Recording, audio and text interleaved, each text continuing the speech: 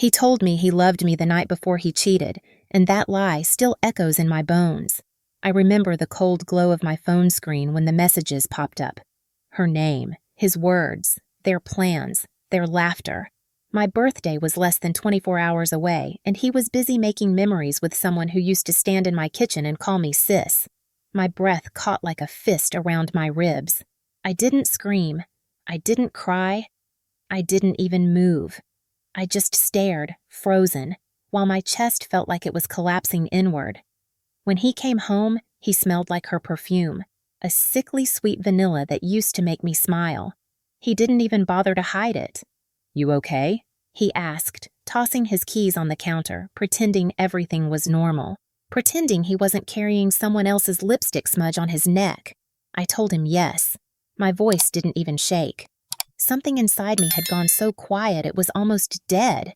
He gave me a lazy smile, the kind of smile men give when they think you're too scared to leave.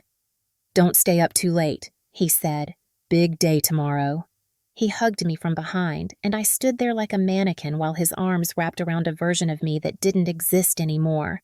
I didn't sleep that night. I counted the minutes until morning, hoping the pain would dull, but it only grew sharper, clearer, more electric.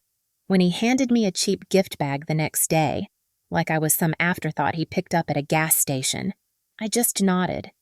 My birthday felt like a funeral. Over the next weeks, he kept cheating. Not even quietly. He'd turn off his phone and say he fell asleep. He'd go out and come home washed in guilt and cologne. That wasn't his. He didn't bother to lie convincingly. Why would he? He thought I'd stay forever. But something was changing. Quietly. Slowly. Viciously. One night, after he left without saying where he was going, I stood in front of the mirror for a long time. I stared at the girl looking back at me, the one he'd drained of color, confidence, and fire. I didn't even recognize her. That was the night I decided he would never break me again. I didn't leave him right away. That would have been too easy for him. Instead, I left piece by piece. I pulled myself out of the ashes one breath at a time. Therapy, gym, work, sleep, repeat. I rebuilt my spine. I hardened my heart. I stitched myself back together with threads of anger and clarity. He barely noticed at first. Men like him rarely do. But over time, he sensed the shift. I spoke less, observed more, smiled at things that had nothing to do with him. I grew quieter and stronger. When he realized I wasn't reacting to his games anymore, he doubled down. He tried being sweeter, then colder, then manipulative, then cruel.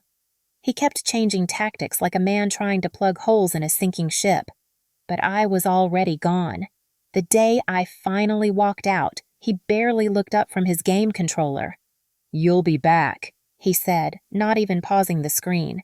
"You always come back." I didn't respond. I just closed the door behind me. For a while, he was right. I missed him. Or maybe I missed who I thought he was. Healing isn't pretty. It's shaking hands and sleepless nights and wanting to text someone who destroyed you. It's empty rooms and silent phones and trying to remember who you were before the storm. But every time I felt weak, I thought about his smile the night he lied to me, and strength returned like a tidal wave. Months went by. I became someone I never thought I could be. I cut my hair, changed my wardrobe, took my job seriously, made new friends, laughed again, ate again, slept without fear again. I even started lifting weights, one rep at a time, feeling every drop of heartbreak burn into something powerful.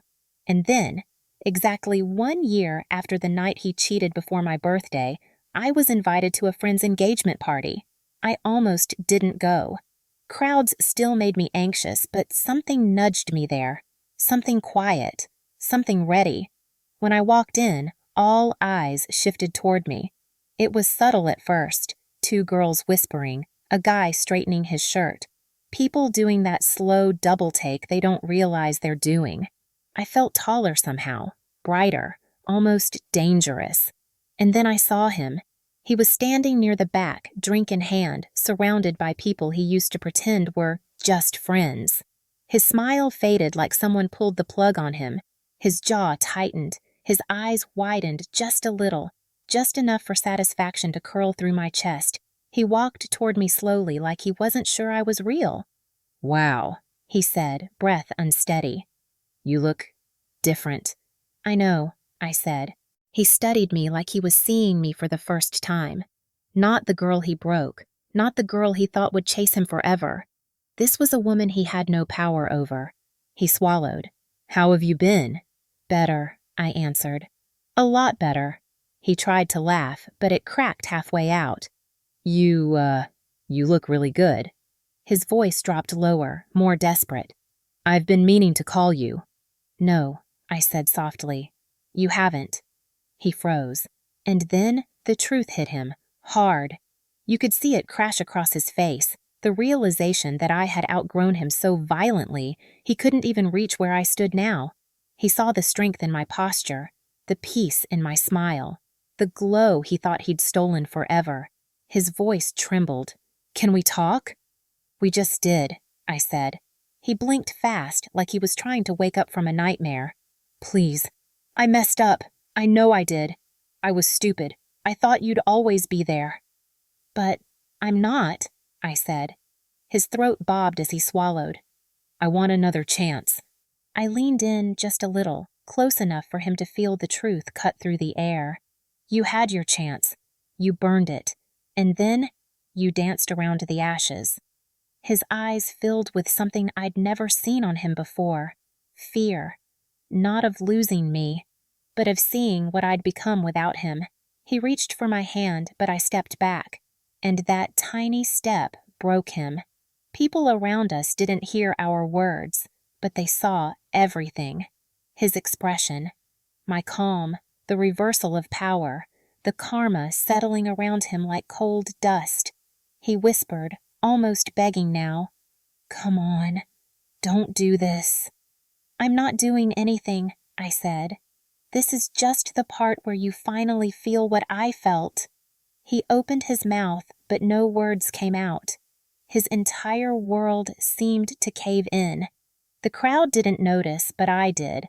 The shaking breath, the clenched jaw, the regret that came too late and hit too hard. I gave him one final look, not of anger, not of hate, just goodbye. Then I turned and walked away while he stood there drowning in the weight of what he'd lost. And that was the moment karma finally arrived. Not loud, not violent, just quiet, sharp, and devastating. Because my transformation wasn't for him. It was his wake-up call, and my freedom.